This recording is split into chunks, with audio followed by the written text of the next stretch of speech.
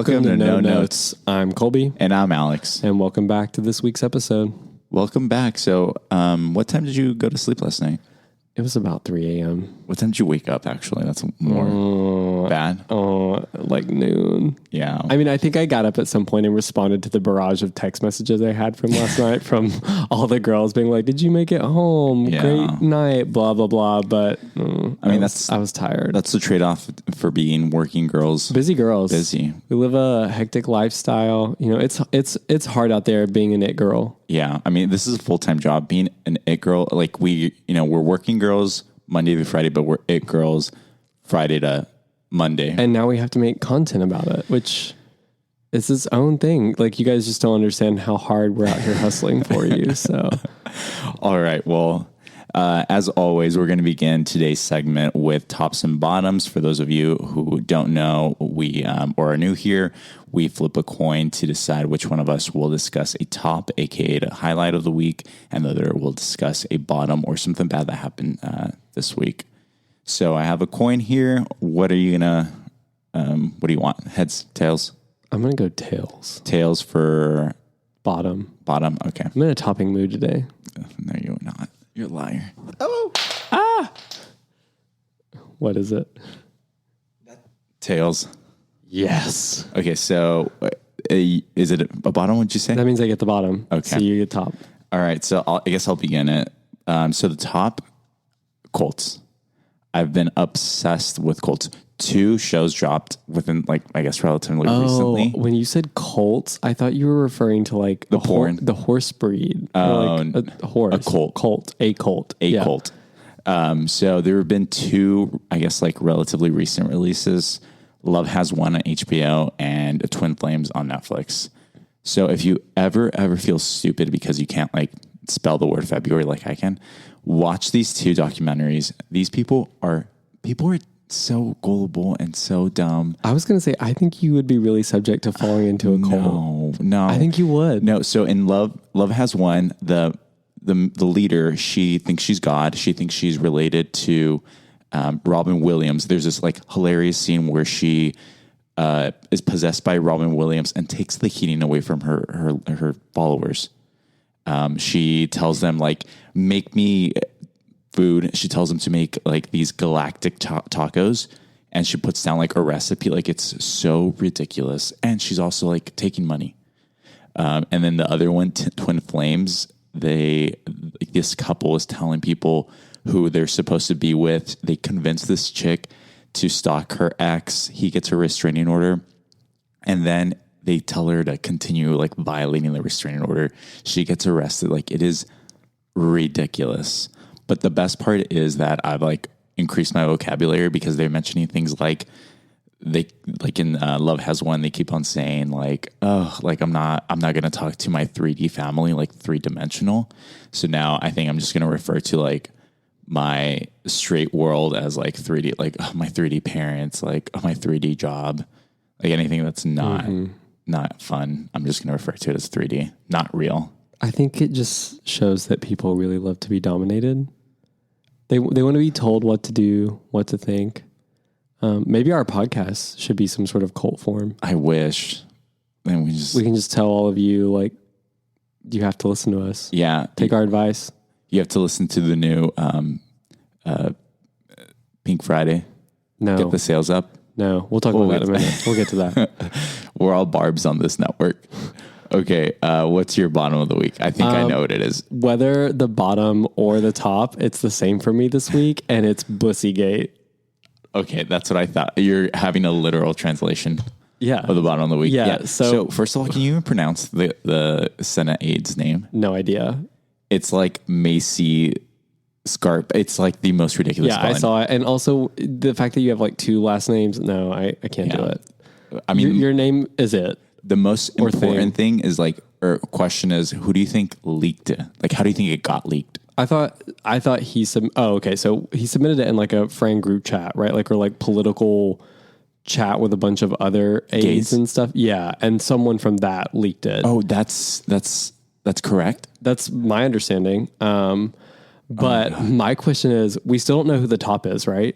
No, but girl, I can work. I can guarantee you I know how we're going to find out who the top is. Because Lindsey Graham's people are definitely on it. And I bet you the next aide he adds to his staff, Lady G, is the top. Because that top was hung. Yeah. It looked like a baby arm. Yeah. It was a sideways can. I thought the choice of location in Congress was interesting.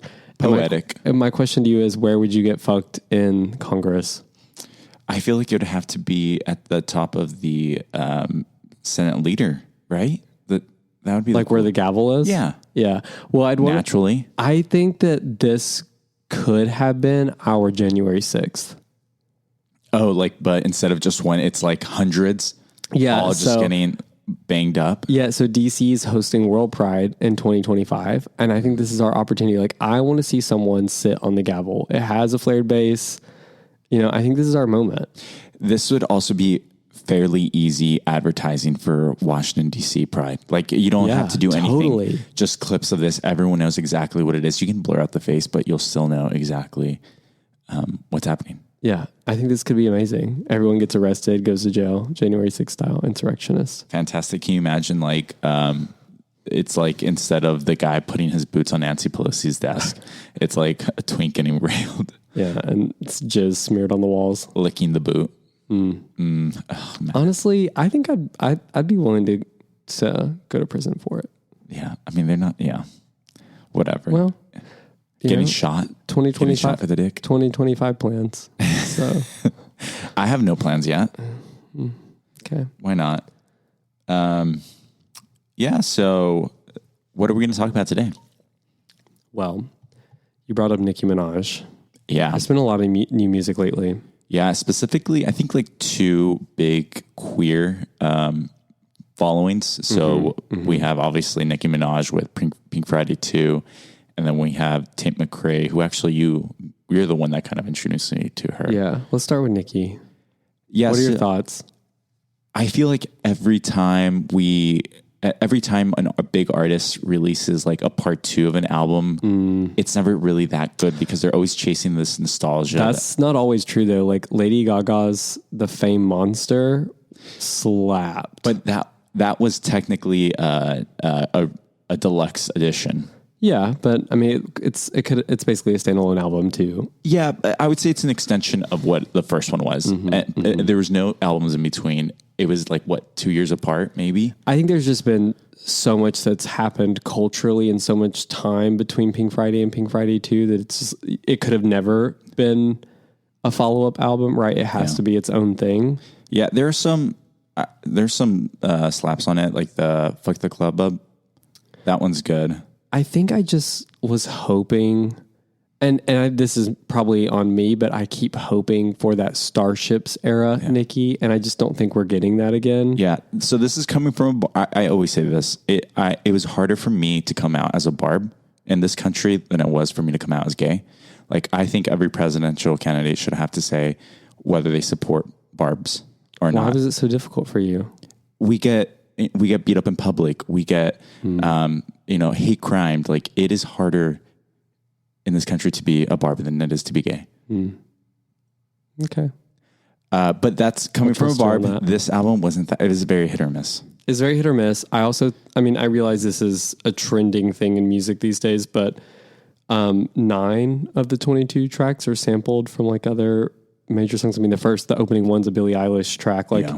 I don't know. It didn't feel fresh to me. Of course, I think Nicki's still really talented. There's some good lines in there.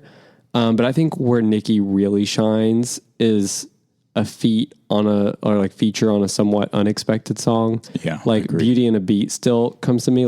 I'm still out there keeping an eye out for Selena. Yeah. I don't know what. I don't go to sleep without checking up on her. I don't know what for, but I'm still watching. Every time we're at the club, I'm like, where is she? Who could forget about Monster? Her verse on Monster. Yeah. What was the TikTok that's pull up on a tree on a Willy Wonka or something Sri Lanka. Yeah. And actually, that's a good point. I feel like so many of these tracks and albums that are being released from these artists today are made for 30-second TikTok clips. Yeah. And it's just like not the club banger that I want. Like I want something that brings me back to that nostalgia where you just felt like on top of the world. Yeah. And I just think we're missing that in this album. Yeah, it's just it just feels very mixed. I think Nikki is stronger when she is a featured artist because she doesn't have like the vision to have a 3-minute song. Like it's more like verse to verse rather than like an overall theme to a song. And even albums, like she needs a strong producer. I just don't think she took us to Gag City like she promised. No, she didn't. No, I think she had a flat tire on the way there. But pivoting to the other album, Tate McRae. Have you listened to it? I have several times. I love it. I don't. Really? Very much so. I actually think it's one of the first albums in a long time that I can listen end to end. So I think with debut albums, you really have to have a good producer. So it was produced by Ryan Tedder. Ryan Tedder has worked with like Beyonce, Adele, Taylor Swift, and he's done really good work for them. But those artists are also very strong, they have a vision and they're able to execute that. But I think working with a producer like that for a debut album is really hard when you don't have like a strong personality. I think I'm waiting for like a sophomore album. I think she'll do a lot better with a sophomore album. But I just felt like it was very, very generic. Like there was not. I will say much. A lot of the tracks sound the same. Yeah. And this is where I felt when I was listening to it, I really wish I had music production skills. Just taking like parts of these tracks, you could make a really sick beat and, club anthem kind of song. Yeah. So I don't know. I'm like excited to see where it goes and if someone ends up making those kind of tracks out of it, but also like follow-up albums. I think she has talent. I think she has a strong voice. I think she's like visually, like her music videos, I think are a lot stronger than the actual songs. I think she needs to develop a little bit more of a melody and rhythm, but I think she'll figure that out with like a second and third album, but she's kind of generic right now. Well, I'll trust your take on this. I think music is something you're really passionate about. And I mean, both of us, but I think for you in particular, it's one of the defining traits of you. And there's so many artists and like tracks going back to our childhood and stuff that I think has really just made you who you are. Yeah. I think this is the third year in a row where I've like have over 100,000 minutes on Spotify Wrapped. Who was your top artist? Oh, I'm going to have to look.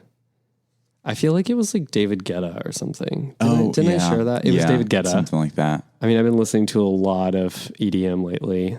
For a good reason. We've been living that up. You turned me into a club kid. Yeah. Music has always been like a good, I've always had a great relationship with music. I love listening to music, but it all started. Can you guess which artist? I think 2003. Who was huge in the tween world? Rihanna. No, she came out about 3 years later. Ashanti. No, think bigger. Britney Spears. Bigger. 2003. Come on. Female or male? Male. I mean, female. Beyonce? I don't. Bigger. Who's Destiny's bigger? Child? I don't know. Hillary Duff. I was going to say that, but I didn't think like. It was Hillary Duff. Hillary Duff started everything. She started when she wiped that condensation from the mirror. Game over. When she said, I was trying to fit a square into a circle. Game over. Your brain game just over. Put it all together. What was that? I said your brain just put all those pieces together and was like, fuck it. Yeah, everything. There was something that I was like burning inside. I was like, I want to be a part of that. Whatever that is, I want to be a part of it. Mm-hmm. My first album, a Cinderella story soundtrack. Mm. I had it from my parents because I was embarrassed. Wow. Okay. Second album, Hillary Duff's self-titled album, Hillary Duff. The one with Fly. You know which one I'm talking about? I don't. Fly, open up the part of you who wants to hide away. You don't know that song? No, but your voice is it's beautiful. Taking me there. Third album, Metamorphosis. Okay, well, you're going to love this, I think. But one thing that you do really well is I can give you a song and you typically know what year it's made in. I don't want to play this game. I think we should play it. No, I think we should play it. Gonna. Alex, What year? We'll go through 5 tracks. Okay. And you have to name This the is gonna year. be really embarrassing. What you like fuck this up too. Yeah, but, I know. But you have historically been really good at this game where I just list a song, you know the year. I think honestly we played this game 100 times and you've been right 99%. Yeah, but okay. Pressure. Yeah, pressure. Okay, well there's only 5 tracks, so let's just go. If I don't know the song, can we skip it? Okay. Because I mean that's the only way that's how my memory works. You're gonna know all these, I think, and it's gonna start easy and get a little more challenging, I think. Okay. First one, Good Ones by Charlie XCX. Oh, Good Ones. Oh, I don't know if I know this. I mean, I know this song, but I don't know if I... Really? Yeah. I thought this would be so easy for you. No. So we're skipping. I mean, I think I know which song this is. Good Ones. It didn't come from Pop 2. No, we're skipping this one. All right, Bad Romance, Lady Gaga. Oh, that one. That one came out. The track came out probably October of 2009. That's exactly right. Yeah. October 19th, 2009. Yeah. 4 days after my birthday. Yeah, yeah. SOS, Rihanna. SOS, please, someone help me. Let's see. That was after Umbrella. I'm going to say... It was a good year. Yeah, I wouldn't say like either 2010. Like I wouldn't say... no? Older. It's older than that. Fuck, 2000... It's not... 2008? 2006. Really? Yeah. All right, Womanizer, Britney Spears. Oh, that one was... Oh, God. I don't know if it's 2008, 2009. 2008. You're right on it. Lindsay Lohan, Rumors. Oh, my God. That one was 2004? 2004. Yeah. And finally, Come Clean, Hillary Duff. Oh, my God. Come on. 2003. Yes.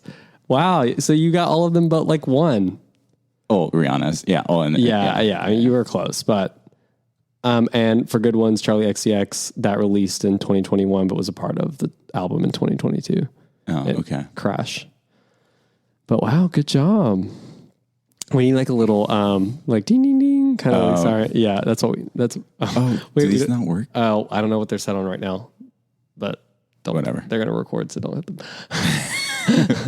Oh, this has been fun. Yeah, oh, I thought my you. God. Yeah, oh my God, I was so excited that you brought up that album from Hillary Duff because I had already Iconic. How can I not? You can't talk about music theory without talking about Come Clean. But I think what is obvious there is that all those are basically pop divas, and that's been really a big part of gay culture. Yeah. Why? So why do you think the gays are so obsessed with pop divas? And it's almost always divas, like Sam Smith. I mean, I guess like the original one's probably like Judy Garland or something like that, right? Like going way back. But I mean, at a super high level, right, in like a patriarchal society, a lot of the music just doesn't feel like it's even remotely approachable or like hard to identify with as a gay man. Whereas like a woman in like a fierce costume with a bunch of male backup dancers and like serving a look and a beat, I just think that's easier for us to identify with. Yeah. Like there's like a sex appeal component to it that like we're probably associating with. I think it's also theatrical level. That's what I'm saying. The drama of it. Yeah. When you brought up Judy Garland, I think that she's a perfect example of someone who comes from both the musical and theater aspect. It's just very over the top. Like, like they embody something that like clearly Britney Spears isn't walking around the dinner table like dancing. And I think it's inspirational in a way too, right? Like we don't like aspire to be the lifestyle that like maybe the Backstreet Boys was selling us, right? But Britney Spears' fantasy world, it's a combination of things. It's not only like the songs, but it's also the body she had, the choreography, the style. Like it's a combination of everything. It's an entire package. It's like, it's work. It's good work. Who was your first pop diva? Like your, I guess Come on. Hillary? It was It Hillary? was Hillary. You want to hear something really funny? In 6th grade, remember when Hillary and Lindsay were beefing? Yes. I pulled my 6th grade class, I think it was math class, 4th period. And I asked everyone if they supported Hillary or Lindsay, and it was Lindsay, and I was so fucking pissed. I didn't say anything. Did you get shoved into a locker that day? No. You should have been. I should have been. People didn't know. Wow. People didn't know. Wow. I know. That'd be a tough one for me to choose. I honestly would choose Lindsay too, I think. I think this is the last episode we were together. Get out of my room. Dude, Lindsay in that era was so good. She went up, she was white hot, and then just Honestly, popped. Disney, Get a Clue. That was my first heartbreak movie. Get a clue. I 'Cause there's cried nothing so you hard. Can do. Cried Nothing's so ever hard. quite what it seems. Worst summer of my life. And also the boy she made out, or her crush in that movie, the romantic lead, hot. Mm-hmm. I still remember he had a butthole chin, and I liked him because I had a butthole chin. Mm-hmm. We need more buttholes chins in our and media. I'm saying it right now. Running for president on that platform, butthole chins. Well, Butthole chins now, butthole chins forever. well, we see who got the last laugh because Hillary got her shit together. Yeah, still relevant. Lindsay's still struggling a bit. I know. Did you ever go to her Mykonos club open when you went? I think it probably was the first time, but I wouldn't have gone to that. Like, I'm not one of those people that like stands messes. Like, you know, I feel like that's a thing in our community where we do, where if a woman's like if a gay is like a fan of a messy woman, that's not like a good thing. So I that's just not that's not my thing. Yeah. So speaking of stan culture, is there someone you stan? I don't think I'm ever obsessed with celebrities in that way. What is a stan? Yeah, I mean it's just like it's like the same as what you're talking about, like a Barb, and Gaga had her fame, Little Monsters. What was the Katy Perry one? That was something awful. Fucking a freak. And you've got like the Swifties now. Yeah, I mean, it's just Beehive. I think it's someone that supports their fearless leader no matter what. Even if they have like a shit release, they still follow them. They identify so much with like the universe or concept of this character that it's just like all encompassing, I guess. Mm-hmm. But I mean, and I say this, every gay of my age probably claims this, but I was definitely one of the very early Gaga fans. Like, I mean, I met her. I was going to say, before didn't her you? Career like really launched. My friend was related to her original producer at Red One. I had her tracks like 2 years before they ever even came out, like the demo tracks. And so like I was definitely a very early stage Gaga fan, and even I would have never called myself a little monster. Like that was just weird to me. Do you remember when she opened for David Archuleta from American Idol? Yes, I think so. That's kind of embarrassing. Yeah, she had some really great live performances. But anyway, yeah. I just don't think of myself as like a stan. That's weird to me. We need to stop obsessing over celebrities. I agree. I think that's what's led to the rise of Trump and our need to have a rock star president. It's what we were saying. Everyone just likes being subordinate, dominated, told what to do, what to love. We just need to give it up. Give it up. Bring back boring politicians. We need more. We need less subs in the world and more doms. Yeah. Well.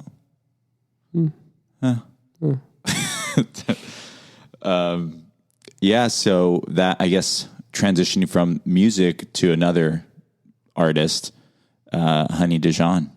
Yeah, so this brings us to our no notes segment of the episode. So there's, I would say she's been around for a while, but she's certainly sort of, her icon status is ever increasing and rising. And within the last 10 years, I think she's really name is popping up everywhere. Yeah. And like the amount of venues and events that she's going to are getting bigger and bigger. So I think we first saw Honey Dijon last year at the Phoenix.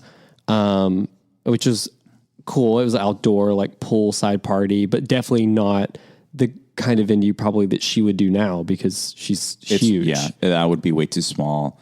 I think this is the first time I remember seeing at least a I'm sure there are other tours, but I remember this being like, this is a huge tour. This is across the nation, might be even also Europe. But this is when towards the last leg of her Transmutation. Tour. Transmutation, yeah. But she's been around since the 90s. She's this DJ producer. She's from Chicago trans black activist. Yeah. She's also with she does the music for Runways, right? Yeah, she's done, she has collaborations with LVMH. So she's done, which comes into sort of my world of, she's done show tracks for Louis Vuitton and Christian Dior.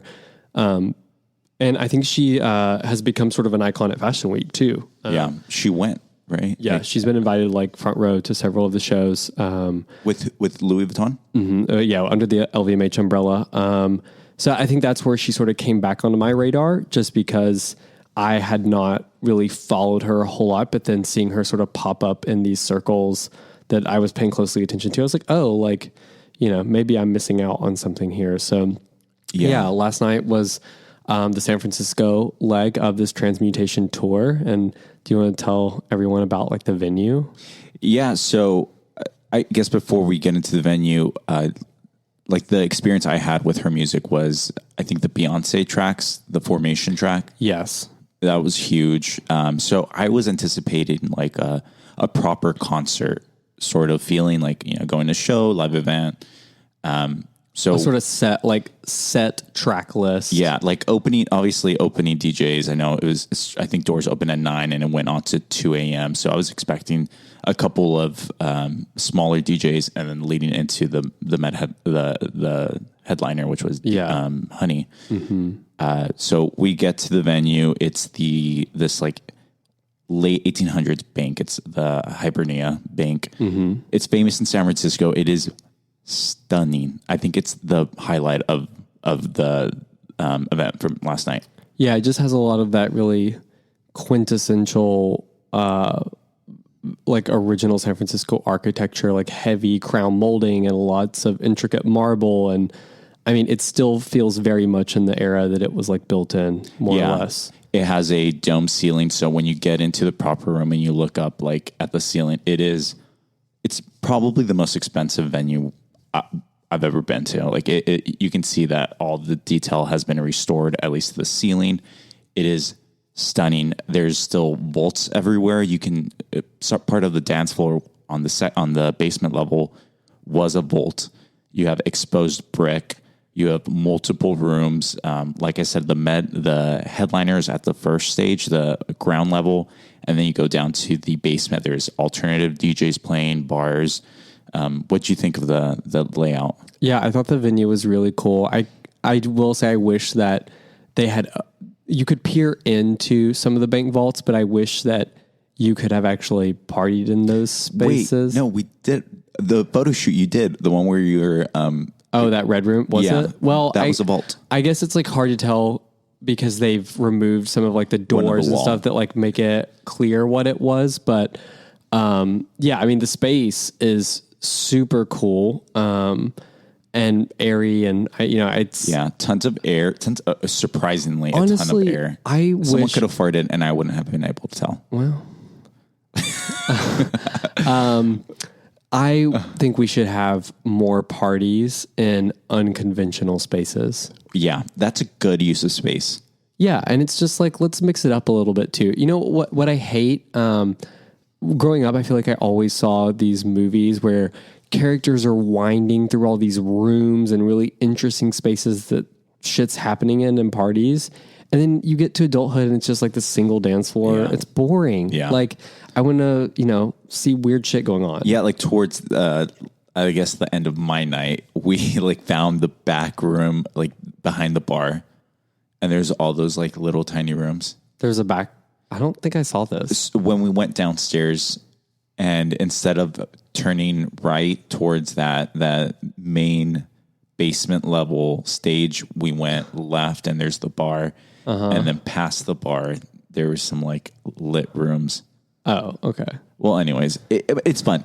I want it to be a scavenger hunt. I don't know what I'm going to get. I don't know if I want different music in different rooms. I want different, it attracting different crowds. Yeah. And there's like a different energy. Yeah. Like, it's the ADD in us. It's that space I loved in LA, the Catch One, that, I mean, every room was different, and it Ideal. felt like we were on, like you said, a scavenger hunt, and it just made everything feel really exciting.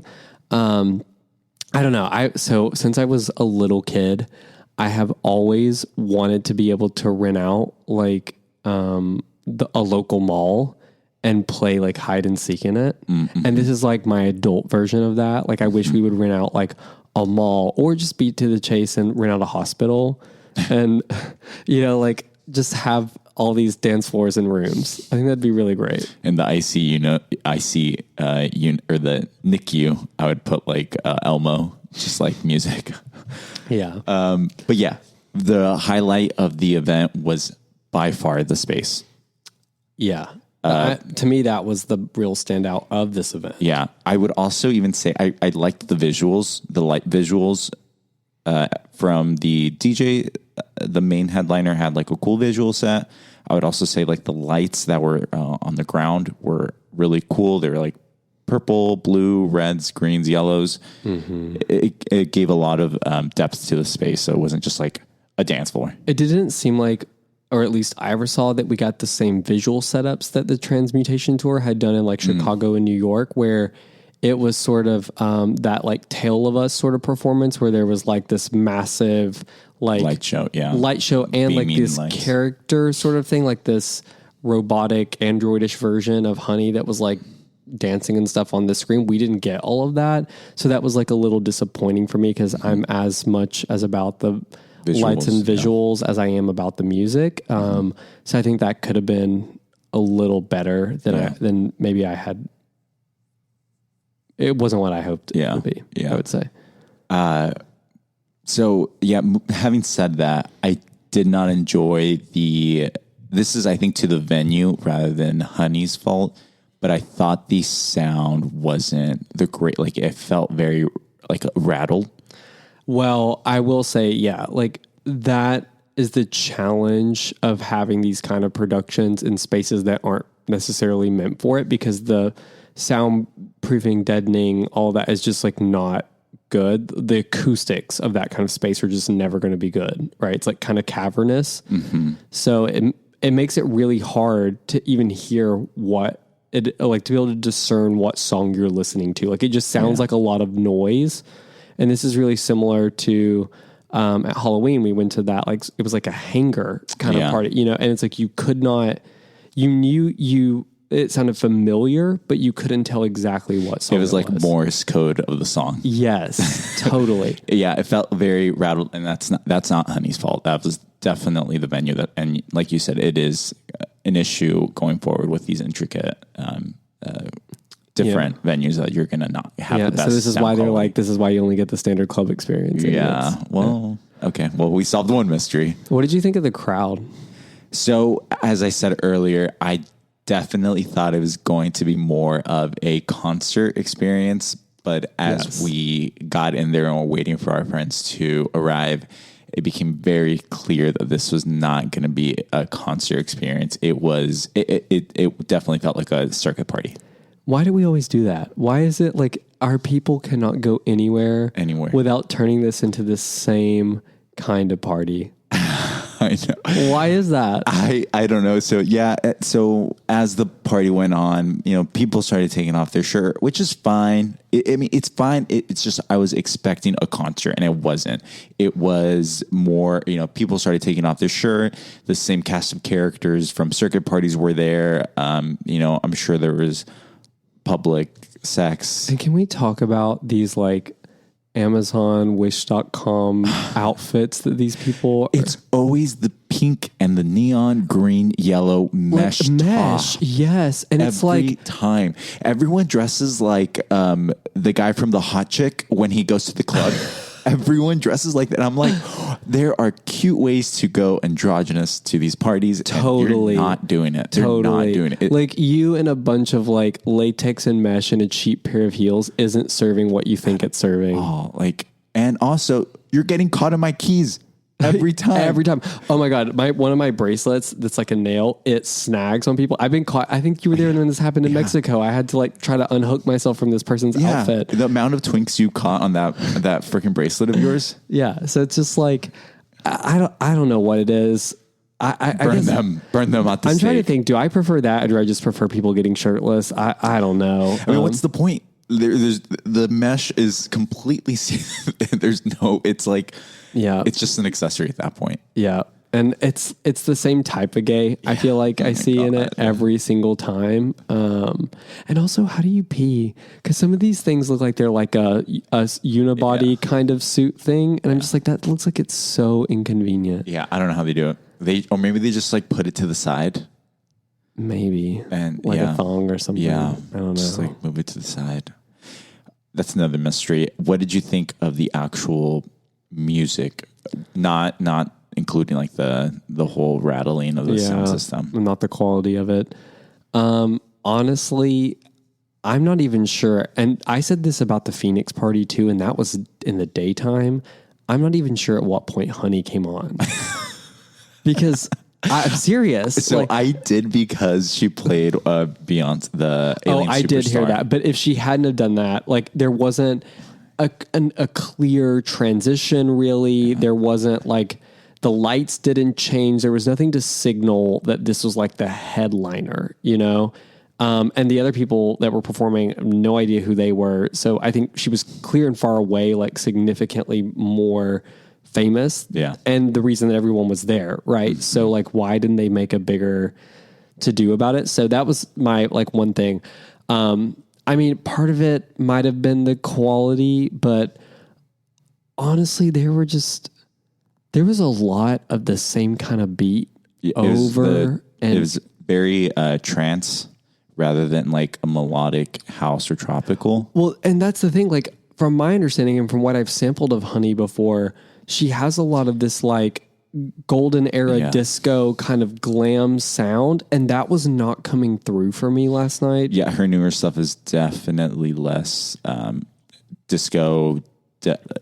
She has a lot of samples and vocals in other songs, but she wasn't playing any of that stuff. Her newer stuff is definitely more along those lines, which is, I mean, people love that stuff, and I could see why. It's not like as I said, I love pop. I'm a pop girly. Yeah, I love my lyrics. I love my vocals too, and I was really excited because I'd read all these comments from the New York and Chicago shows that happened earlier this week, where all these people were like, "You took us to church, mama, and you delivered us," and all that. And I was like, "Wow, is this going to be a really like transformative sort of experience that we are just, really taken by surprise of?" And at the end of the night, I just wish they played Hillary Duff. At the end of the night, I was looking for a space to just chat with people because I was just like, the music was... Oh my God, you brought up a great point. I could not hear anything. People were trying to talk to me and I'm like, huh? And nowhere in the entire venue can you talk to someone. Well, and again, I think it comes kind of back to that acoustic piece where it's like there was so much noise that it all just scrambled together. And this is a thing, like for these parties and venues, I wish, especially something like this that has so many spaces, I wish they would think more about providing some of those like not necessarily quiet areas, but chill out spaces where you can catch up with people. Because it's nice to step away for 30 minutes, get some air, talk to people, but you couldn't do any of that there. And there's like people at the exits when we go downstairs. So there's two levels. There's the ground level and there's a basement level. Mm-hmm. Both had access to outdoor areas that they did not take advantage of. That would have been a great, smoking area or just people that just want to talk for a second. Yeah. Yeah. And my hypothesis on this is that this is why the bathroom lines take so long, because people get into a stall together and that's where they use to catch up amongst a whole bunch of other things. But I think like that's where they're trying to get it, because it's like one of the only safe spaces to be able to do that. Yeah. They keep looking for Sisterhood in the stall. Sisterhood in the stall. Wow. That's quite insightful for you. Well, should we get Did your brain put that together? Did you Google that? Wow. Those neurons are firing. Come on. If I could remember when Bad Romance was released. Maybe those cult documentaries are making you smarter. Yeah, my vocabulary, I couldn't talk the other day. We should have named this podcast Sisterhood in the Stalls. Wow. Oh my God. I think we have to rebrand. We also took some great pictures in the stall. Well, you know what? They're bad, but they're funny. The lighting is bad, but yeah. also the whole time I was looking at it, I was like, wow, I need like filler around my eyes or something. Stop. No, you don't. You're beautiful. You don't need any makeup on. Well, thanks. But I really love that big sister. And so I'm going to go get that tattooed as a tramp stamp. Yeah, at the bottom. Let's all get it together. Oh, that'd be cute. Let's do that. Or on your wrist. In Provincetown next summer. Can you imagine? My parents would kill me. They'd make me cut my entire arm off. You've made worse decisions that they probably don't know about. So you could just keep that friends one from with you. them too. Anything else?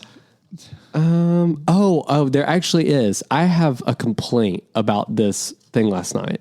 And I honestly want this to be known. Everyone should know about this. Water? Those fuckers ran out of water an hour in. Yeah. An hour, Yeah. Alex. It was 11 something. We tried to get water and they don't have any. They didn't have hour any in. water. Like, how do you not have? That should be Is that against the even law. legal? Yeah, that was my point. I'm like, you know how many tickets were sold? I honestly think these promoters must have been like straight people or something. That's like it's going to be everyone drinking beer or something. Like, no, everyone's doing drugs. Yeah. No one's drinking. Everyone's going to be drinking You need water. to have water. What is wrong with you? Yeah. And literally, like 4 hours went by with no water. I didn't see any water fountains or anything like that either. So it's not like you could get like free water. It's just like, nope, we just don't have any water. Yeah. That's crazy to me. Yeah. You know how many tickets sold, obviously, because you're taking tickets online. So you know how many people you think went? 5,000? No. 1,000? Yeah, like 1,200. Yeah. Something like that. So you should have a lot. 5,000 water bottles. Well, I imagine the companies that run this, they would just repurpose the unused stuff for other things. So like, I don't know. That was crazy to me. That to me was like more disappointing than anything, that you just couldn't even get access to water. It's crazy. Access to the bars was kind of tough. Yeah. Everywhere. Well, and I kept seeing people ask for water and they were like, no, we don't have any. Yeah. I thought the guy was like, joking. yeah, or just being a dick. Like I thought he just wanted us to buy alcohol. And no, like they actually just didn't. Ran out. She gone. She's gone. So I don't know. I mean, I would say overall, Honey Dijon was like 2.5 out of 5. I don't know. It was something like that for me. Yeah. Phoenix Party didn't stick out to me a whole lot And either. that place had water. A ton of it. Ton of water, and was just like, it's a nice outdoor venue. Phoenix. So I'm like, honey, I don't know. Maybe third time will be the charm. Yeah. But so far I haven't Been wowed. Yeah, I want to be impressed by her because she does a lot in the trans advocacy space. Yeah, and she does have great music. Yeah, she has some great tracks on Spotify that I've listened to, and it seems like she has a crowd that's like really excited and energized by her. So I think that's awesome. I just personally have not had a wow moment in her sets yet. So I don't know. I'd be down to do a third time, but I don't know. Yeah, no, I totally agree. Well, I think that's our segment for this week. We'll catch everyone next week. Hey, it's Colby and Alex here. Thank you for listening to No Notes. If you enjoyed the show, don't forget to follow us wherever you get your podcasts and share with your friends. You can also follow us on Instagram at No Notes Pod, one word, where you'll find updates on new episodes and see more into our lives and the stories that we share with you on the show. Your support means the world to us. Until next time, keep it real and keep it queer.